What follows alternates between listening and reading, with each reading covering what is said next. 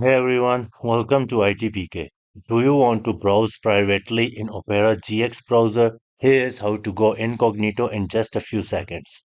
Simply open up Opera browser and press Ctrl Shift plus N. That's the shortcut to open incognito mode instantly.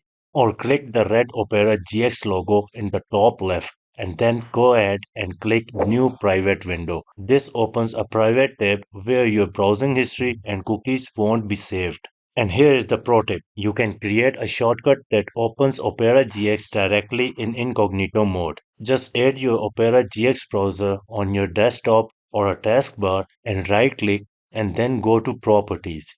Here, please go to the Target section and add the private keyword at the end with these two dashes.